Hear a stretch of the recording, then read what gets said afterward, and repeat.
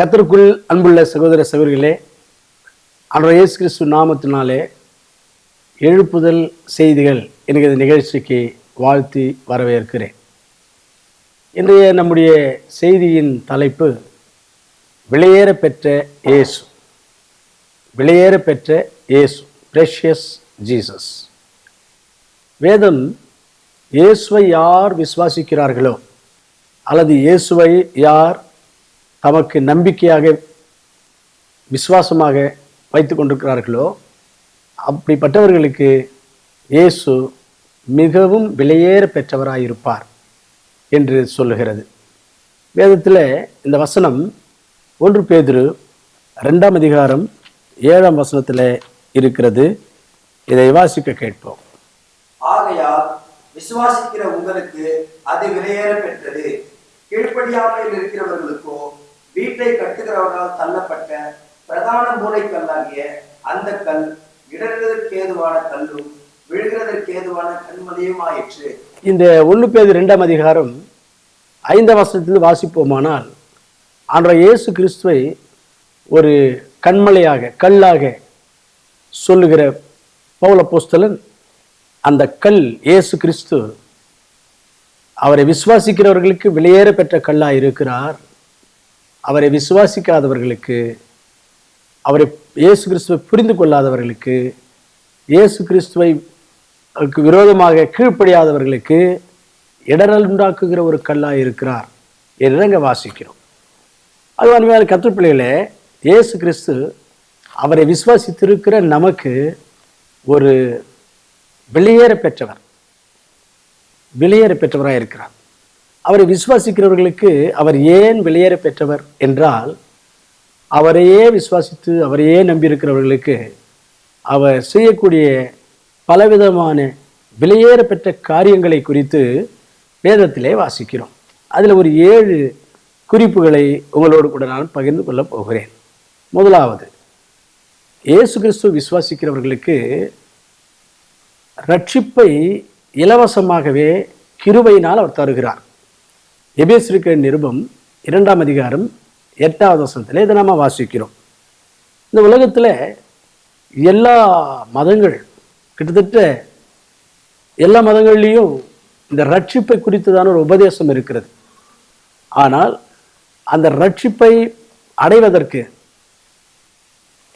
அந்த சால்வேஷன் என்கிற அந்த ரட்சிப்பை அடைவதற்கு பல வகையான யுக்திகளையும் வழிகளையும் முறைமைகளையும் சடங்குகளையும் பிராக்டிசஸையும் சொல்லிக் கொடுக்கிற மதங்கள் உண்மையாக அந்த ரட்சிப்பை பெற்றுக்கொள்வதற்காக உதவி செய்கின்றனவா என்பதை ஆராய்ந்து பார்த்தால் அது கேள்விக்குறியாக தான் இருக்கிறது. ஆனால் ஆண்டவர் இயேசு கிறிஸ்து வானத்தின் கீழே பூமியின் மேலே மனுஷர்களுக்குள்ளே யாராலும் எதன் மூலமாகவும் ரட்சிப்பு பெற்றுக்கொள்வதற்கு நமக்கு எல்லாருக்கும் வகையில்லாத வழியில்லாத சூழ்நிலையிலே இயேசு கிறிஸ்துவை விசுவாசித்து அவருடைய கரத்தில் நம்முடைய வாழ்க்கையை ஒப்புக் கொடுக்கும் பொழுது அந்த வெளியேற பெற்ற இயேசு கிறிஸ்து இலவசமாகவே அந்த ரட்சிப்பை நமக்கு தருகிறார். அந்த ரட்சிப்பை சுதந்திரித்துக் கொள்வதற்கு நாம் எதையும் செய்ய தேவையில்லை, எந்த கிரியமும் செலுத்த தேவையில்லை. இயேசு கிறிஸ்துவை விசுவாசித்தால் போதும். அவர்தான் கடவுள், அவர்தான் இந்த உலகத்தை உண்டாக்கினவர். அவர் மூலமாக மட்டுமே நமக்கு ரட்சிப்பு. அவரை ஏற்றுக்கொண்டால் தான் நமக்கு பாவங்களுக்கு பரிகாரம். நாம் மரித்த பிறகு பரலோக ராஜ்யத்துக்கு நாம் போக முடியும். அவர்தான் பரலோக ராஜ்யத்தின் வழி என்று முழுமையாய் விசுவாசித்து நம்முடைய வாழ்க்கையோட கருத்தில் ஒப்பு கொடுத்தால் அந்த விசுவாசம் நமக்கு ரட்சிப்பை உண்டாக்குகிறது, ரட்சிப்பை நமக்கு சம்பாதித்து தருகிறது. அருமையான சகோதரனே சகோதரியே, இயேசு கிறிஸ்துவை விசுவாசிக்கிற நமக்கு இயேசு கிறிஸ்து வெளியேற பெற்றவர். காரணம், அந்த ரட்சிப்பு அந்த ரட்சிப்பை குறித்து எபிரேயருக்கு நிருபம் 3ஆம் அதிகாரம் 2ஆம் வசனத்தில் வாசித்தால் பெரிய ரட்சிப்பு என்று அதை வர்ணித்து சொல்லியிருப்பார் அந்த புஸ்தகத்தின் ஆக்கியம். Great salvation. அந்த கிரேட் சால்வேஷன், அந்த பெரிய ரட்சிப்பை just by faith we are receiving from the lord. கடவுள்கிட்ட இருந்து அவர் மேல் விசுவாசிப்பதின் மூலமாக, வெறுமனே விசுவாசம் அவர் மேல் வைப்பதன் மூலமாக நாம் சுதந்திரித்துக் கொள்ளுகிறோம். ஆகவே இயேசு கிறிஸ்து வெளியேற பெற்றவராய் இருந்து அவரை விசுவாசிக்கிறவர்களுக்கு ரட்சிப்பை தருகிறார். இரண்டாவது, இயேசு கிறிஸ்து வெளியேற பெற்றவராய் இருந்து அவர் என்ன செய்கிறார் என்று பார்த்தால் அவருடைய பிள்ளைகள் என்கிற ஸ்தானத்தை நமக்கு தருகிறார்.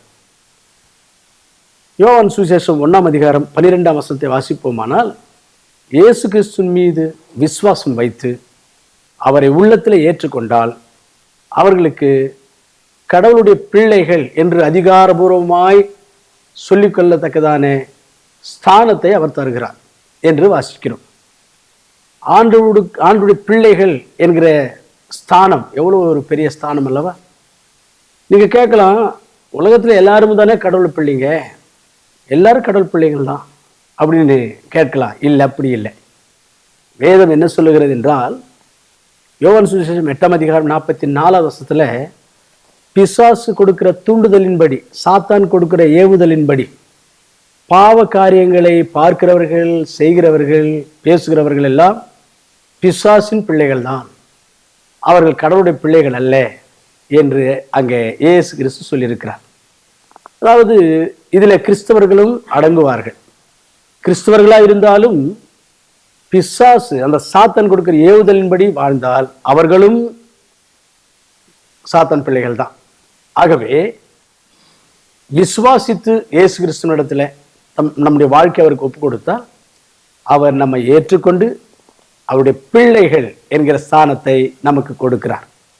ஆகவே தான் இயேசு கிறிஸ்து அவரை விசுவாசிக்கிறவர்களுக்கு வெளியேற பெற்றவர் என்று இங்கே வசனம் வாசிக்கிறோம். மூணாவதாக, இயேசு கிறிஸ்து அவரை விசுவாசிக்கிறவர்களுக்கு அவர் வெளியேற பெற்றவர் என்று சொல்லப்படுவதன் காரணம் என்ன என்றால், அவரை விசுவாசிக்கிறவர்களுக்கு அவர் மகிமைகளையும் அற்புதங்களையும் செய்வார்.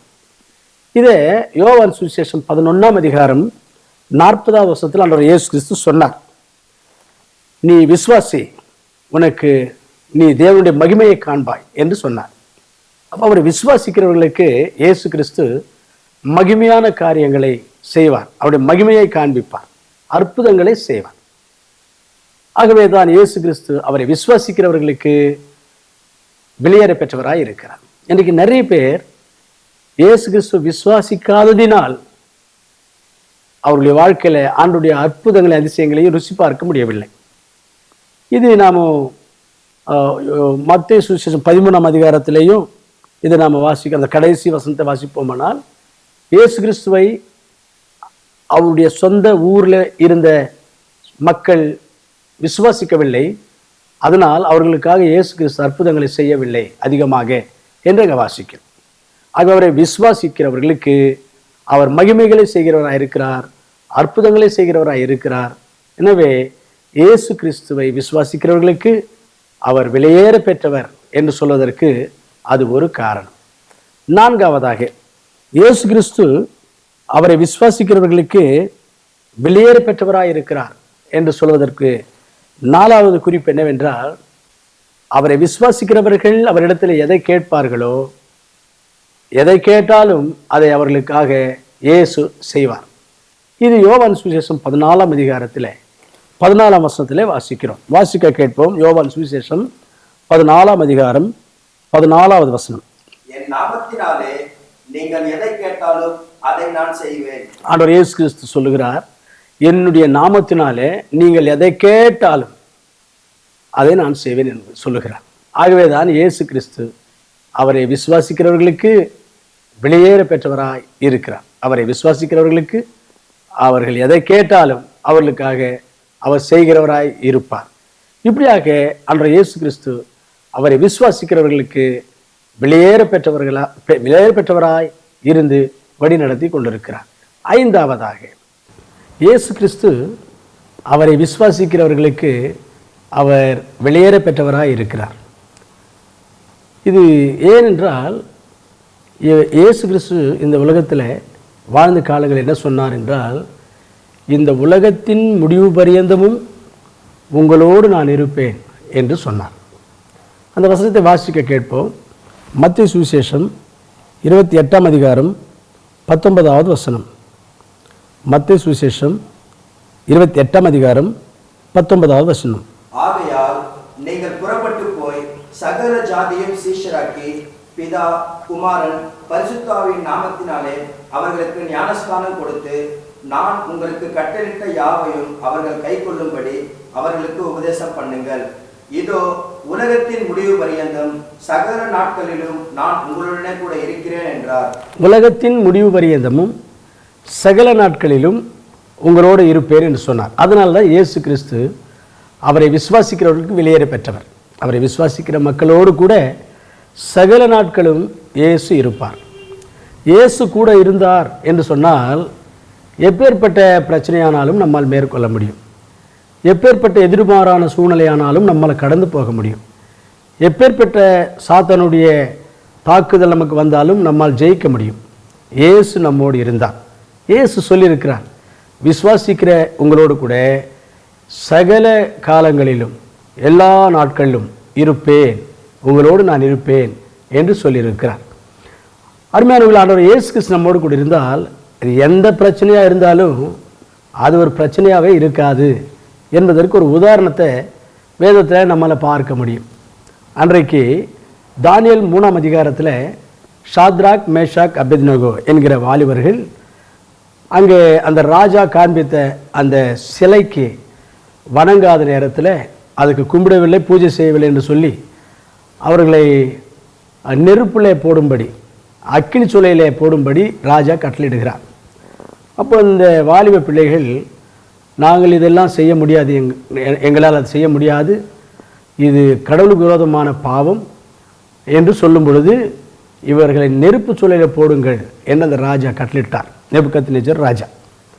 அப்பொழுது இந்த 3 வாலிபர்களையும் சாத்ராக் மேஷக் அபேத்நேகோ கொண்டு போய் அது நெருப்பு சூளையில் போட்ட பொழுது 4வது நபராக இயேசு கிறிஸ்து அங்கே வந்தார் என்று அங்கே படிக்கிறது மூலமாய் நமக்கு தெளிவாய் புரியும்.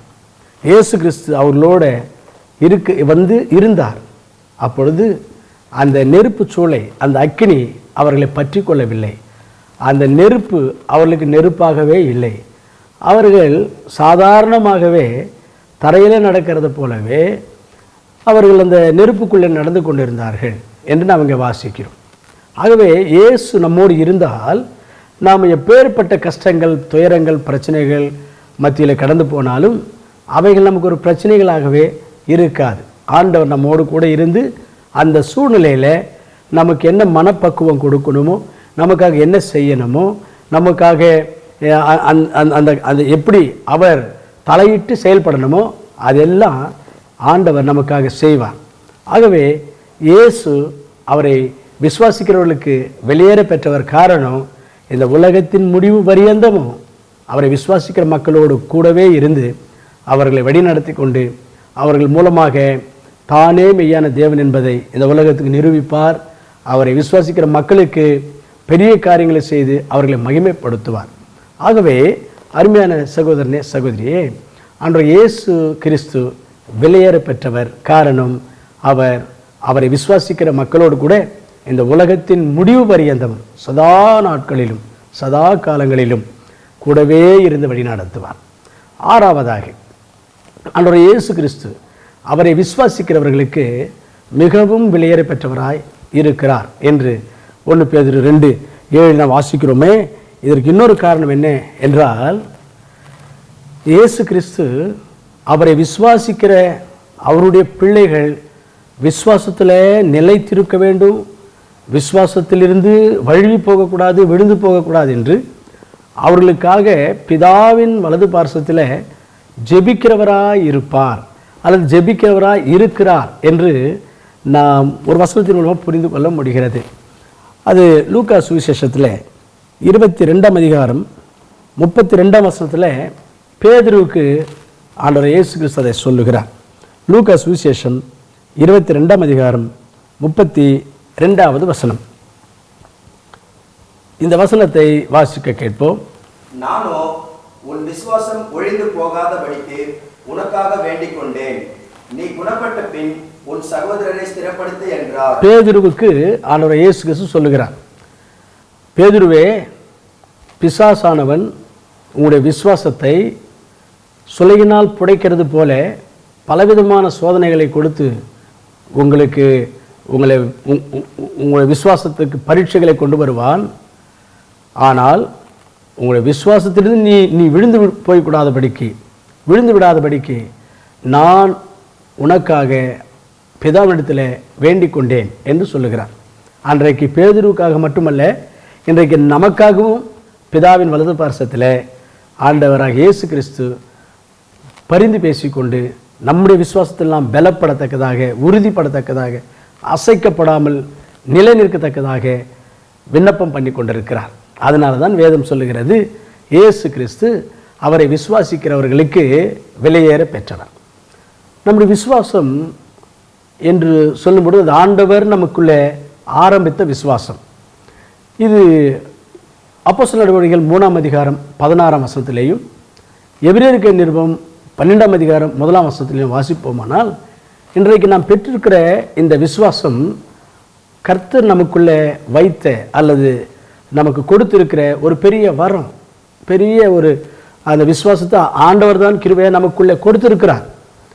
இந்த விசுவாசத்தில் நாம் நிலைத்து, இந்த விசுவாசத்தில் நாம் வெற்றிகரமாக ஜீவிப்போம் என்றால், இதன் மூலமாக பலவிதமான மகிமைகள், பலவிதமான மேன்மைகள், அற்புதங்கள், அதிசயங்கள், ஆசீர்வாதங்களை நம்ம சுதந்தித்து கொள்ள முடியும்.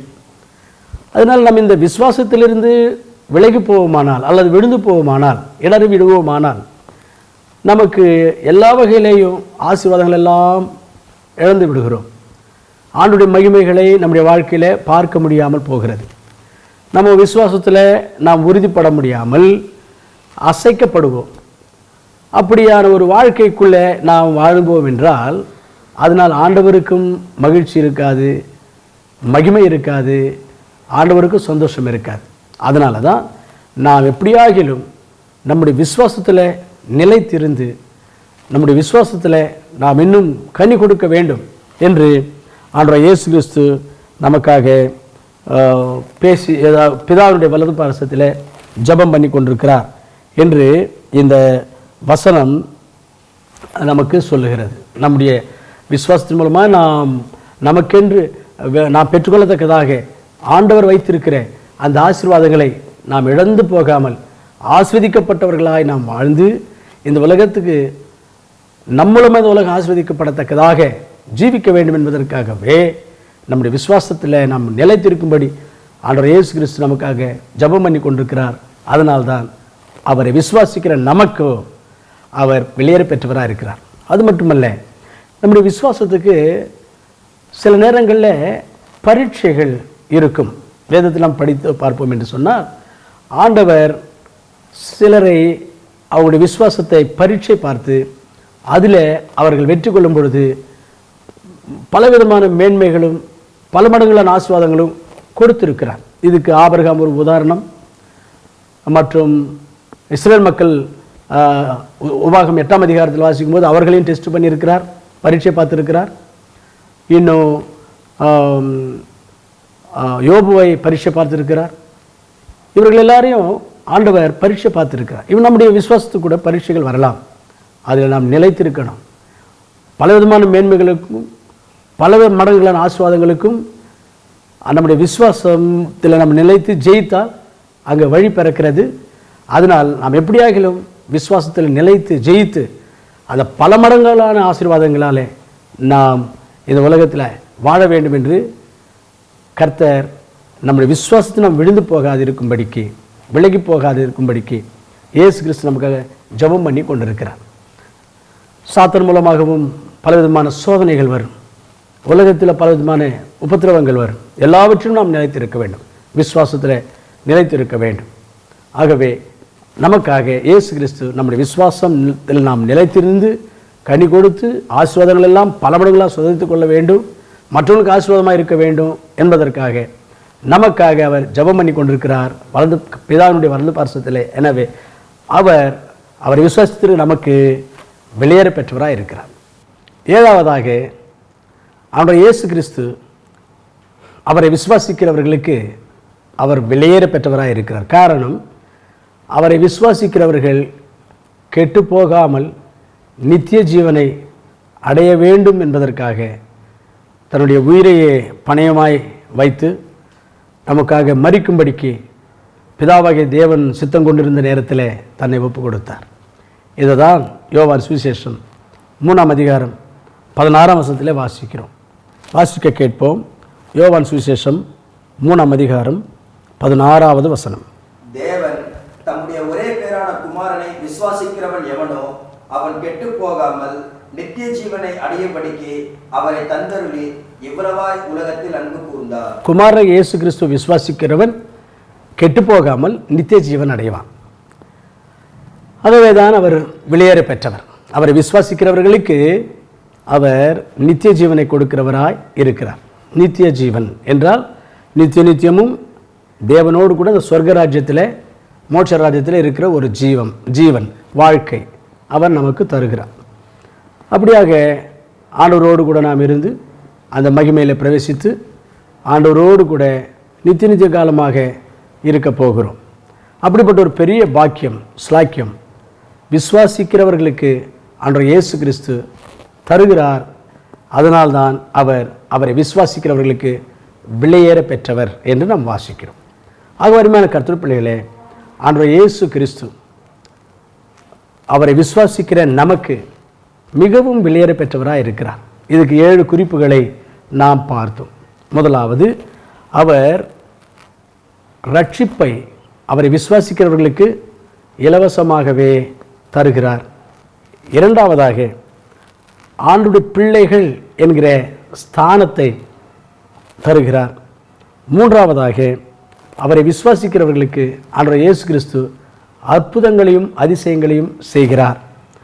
நாலாவதாக, அவரை விசுவாசிக்கிறவர்களுக்கு அவர்கள் எதை கேட்கிறார்களோ அவைகளெல்லாம் அவர் தருகிறவராய் இருக்கிறார். ஐந்தாவதாக, அவரை விசுவாசிக்கிறவர்களுக்கு அவர்களோடு கூடவே இருந்து எல்லா சூழ்நிலைகள்லையும் அவர்களுக்கு என்ன செய்ய வேண்டுமோ அதெல்லாம் செய்து கொண்டிருக்கிறார். ஆறாவதாக, அவரை இயேசு கிறிஸ்து விசுவாசிக்கிறவர்களுக்கு அவர்களுடைய விசுவாசத்தில் பக்தி வாழ்க்கையிலிருந்து விழுந்து போகாதபடிக்கு அவர்களுக்காக இயேசு கிறிஸ்து ஜெபம் பண்ணி கொண்டிருக்கிறார். ஏழாவதாக, அவர் இயேசு கிறிஸ்துவை விசுவாசிக்கிறவர்களுக்கு நித்திய ஜீவனை கொடுக்கிறார். இதனால் அவரை விசுவாசிக்கிறவர்களுக்கு இயேசு கிறிஸ்து வெளியேற பெற்றவராக இருக்கிறார். இந்த வெளியேற பெற்ற இயேசு கிறிஸ்துவை நாம் பெற்றிருக்கிறோம், விசுவாசித்திருக்கிறோம். நம்முடைய வாழ்க்கையில் அவரை விட வெளியேற பெற்றவர்கள் யாருமே இல்லை, வெளியேற பெற்ற விஷயம் வேறு எதுவுமே இல்லை என்கிற ஒரு தீர்மானத்தோடு கூட அவரை நேசித்து அவருக்கு கீழ்ப்படிந்து அவருக்கு சேவை செய்து அவரை மகிமைப்படுத்துவோமாக. ஜெபம் செய்வோம். பரலோகத்தின் பிதாவே, உம்மை விசுவாசிக்கிறவர்களுக்கு நீர் மிகவும் வெளியேற பெற்றவராக இருக்கிறீர். ஆண்டவரே, எப்படியெல்லாம் நீர் எங்களுக்கு வெளியேற பெற்றவராக இருக்கிறீரோ வேதத்தில் நாங்கள் தியானித்தோம். ஆகவே கர்த்தாவே, எங்கள் வாழ்க்கையில் நீர்தான் உண்மையே வெளியேற பெற்றவராய் நாங்கள் மதிக்கவும் கீழ்ப்படியவும், உம்மை விட வேறு யாரும் எங்களுக்கு முக்கியமில்லை என்கிற நிலையில் இருந்து உம்மை பிரியப்படுத்தும் சேவை செய்யவும் எங்களுக்கு கிருபை செய்து வழிநடத்த வேண்டும் என்று இயேசு கிறிஸ்துவின் நாமத்தில் ஜெபிக்கிறோம் நல்ல பிதாவே, ஆமென். எழுப்புதல் செய்திகள் என்கின்ற இந்த நிகழ்ச்சி உங்களுக்கு பிரயோஜனமாகவும் ஆசீர்வாதமாகவும் இருந்திருக்கும் என்று நாங்கள் நம்புகிறோம். நீங்கள் பெற்றுக்கொண்ட ஆசீர்வாதங்களை மற்றும் உங்கள் கருத்துக்களை எங்களுக்கு தெரியப்படுத்தி கர்த்தரை மகிமைப்படுத்துங்கள். எழுப்புதல் செய்திகள் என்கின்ற இந்த நிகழ்ச்சி ஒவ்வொரு வெள்ளிக்கிழமையும் மாலை 6 மணியிலிருந்து 6:30 மணி வரை ஒளிபரப்பப்படுகிறது. கண்டு தேவனுடைய ஆசீர்வாதங்களை பெற்றுக்கொள்ளுங்கள். எங்கள் தலைமை சபையில் டிடிஎச் மற்றும் பிடிஎச்சுக்கான மாலை நேர வேதாகம கல்லூரி நடைபெற்றுக் கொண்டிருக்கிறது. இதில் சேர்ந்து முறைப்படி வேதாகமத்தை கற்றுக்கொள்ள விரும்பினால் விவரங்களுக்கு தொலைபேசியின் மூலமாக எங்களோட தொடர்பு கொள்ளுங்கள். எழுப்புதல் நிருபம் என்கின்ற மாத இதழை நாங்கள் வெளியிடுகிறோம். நீங்கள் பெற்றுக்கொள்ள விரும்பினால் உங்களுடைய விலாசத்தை தொலைபேசியின் மூலமாகவோ அல்லது SMS மூலமாகவோ எங்களுக்கு அனுப்பி இதை பெற்றுக்கொள்ளுங்கள். எங்களுடைய விலாசம் ரெவரண்ட் டாக்டர் டி தேவசகாயம், ஜீவனுள்ள தேவனுடைய சபை, எண் 1/3A, ஓல்டு டானா தெரு, கஸ்பா, வேலூர் 632001. அவர் address in English: reverend doctor T Devasahayam, church of living God, number 1/3A, old Tana street, Kasba, Vellore 632001. தொலைபேசி எண்கள் 9994679734 மற்றும் 948684